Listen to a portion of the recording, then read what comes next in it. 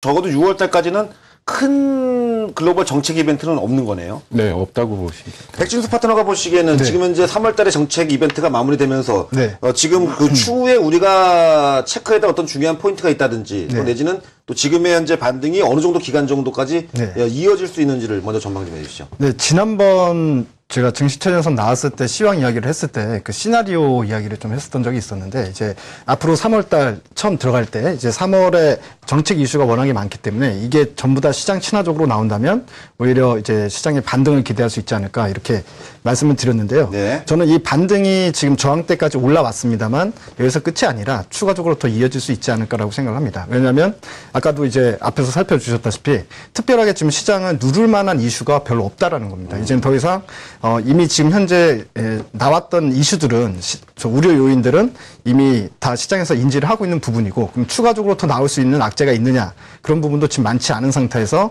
시장에서는 어디에 포커스를 맞추느냐 정책 공조 즉 각국에서 경기 부양 정책을 포커스를 맞춘다는 거죠. 그렇게 되면 그동안 안전자산 쪽으로 빠져나갔던 돈들이 이제 서서히 위험자산 쪽으로 이동하기 시작할 것이다. 그리고 지금 현재 보게 되면 외국인은 이미 매수를 하고 있는 상황이잖아요. 근데 지수가 최근에 저항 라인에서 주춤하는 이유는 기관들이 계속해서 매도를 하고 있기 때문에 그렇습니다. 기관들 같은 경우에는 주가가 한 번에 저항 라인까지 올라오다 보니까 계속 이제 매도의 기회로 삼고 있는 부분인데 사실은 외국인들의 힘으로 인해서 저항 라인을 돌파한다. 즉 코스피 2000 그리고 코스닥 700포인트를 돌파한다고 하면 기관들은 오히려 상당히 빠르게 매수로 전환시킬 가능성이 크다라고 보고 있습니다. 그렇기 때문에 시장에 대해서는 좀 긍정적으로 봐도 되지 않는 국면인가. 네.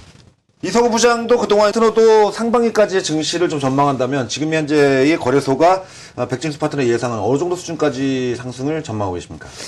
네, 6월 달까지로 본다고 하면 이제 네. 앞으로 한 3개월 정도의 기간을 보는 건데 3개월 정도의 기간을 본다면 코스피 지수는 2150포인트 그리고 코스닥 지수는 750포인트까지도 충분히 상승 가능하지 않을까 이렇게 보고 있습니다. 그렇게 보는 또 어떤 근거가 있다면요? 예, 뭐 앞에서 이제 말씀하시는 것처럼 지금 현재 들어오는 자금들이 외국인 자금들이 이제 패시브 펀드 즉 한국 시장이 좋아서 산다라기보다는 골고루 분산돼서 이제 안전자산에서 일부 위험자산으로 이동되는 현상이 나타나고 있다.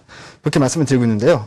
근데 사실은 원래 수급이 처음 시작될 때는 그렇게 시작이 됩니다. 예. 그리고 경기가 좋아지는 모멘텀 이런 것들이 확인이 되면 일단 기본적으로 액티브 펀드가 들어오게 되는 거고 기관의 자금들조차도 마찬가지로 어느 정도의 추세가 돌아서는 걸 확인하면 오히려 더 강하게 지수를 상승시키는 펌프질 역할도 우리나라 기관들이 하는 건데요. 그러면 거기에 대한 논리를 보면 이렇습니다. 지금 현재 2월 달까지 그 증권사의 컨센서스를 보게 되면 우리나라 전체 기업에 대한 컨센서스를 계속해서 하향 조정을 했습니다.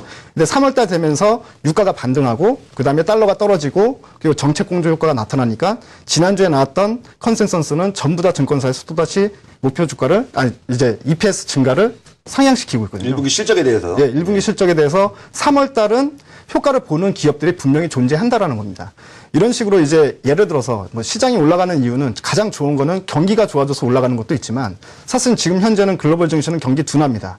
근데 예전에 2008년도에 금융위기 왔을 때도 미국 증시가 2009년, 2010년 내내 올랐습니다. 그때 경기 좋지 않았습니다. 중요한 건 유동성 효과로도 충분히 지수는 상승시킬 수 있다라는 거거든요.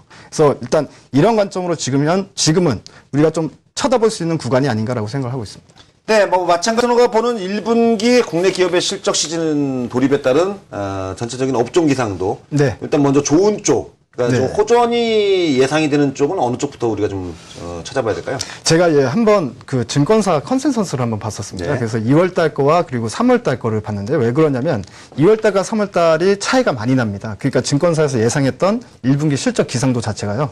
이유는 3월 달 와가지고 환율은 급격하게 1245원에서 1100원대로 떨어졌고요. 그다음에 유가는 26달러 저점을 찍고 3월 달에 40달러 근처까지 올라왔기 때문에 아무래도 3월 달이 어떤 기상 이변이 컸습니다. 그래서 그거를 도표로 한번 좀 준비를 해봤습니다. 화면을 좀 보시면 좀 설명을 드리면요.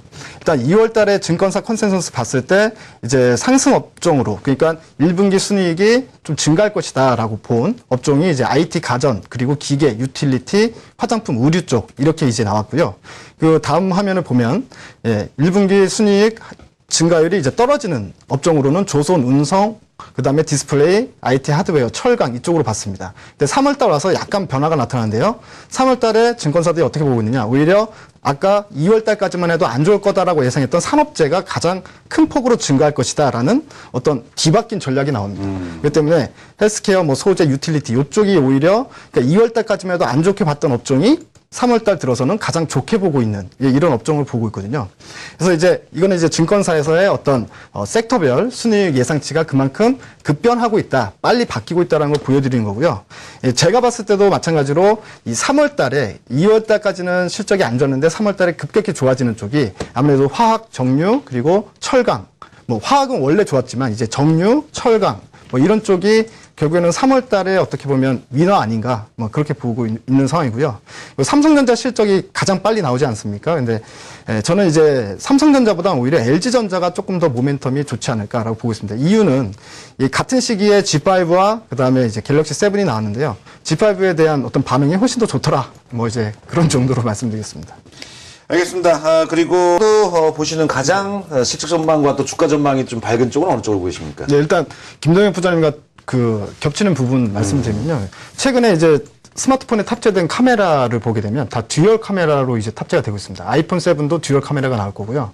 그렇기 때문에 이제 카메라 관련된 부품주들 일단 좋게 보고 있고, 그리고 이제 OLED 이 본격적인 설비가 들어가면서 OLED 장비나 소재 업체들, 그리고 거래소 큰 종목들 중에서는 정유 업체가 이제 가장 이익 증가 폭이 크지 않을까 그렇게 보고 있습니다. 네.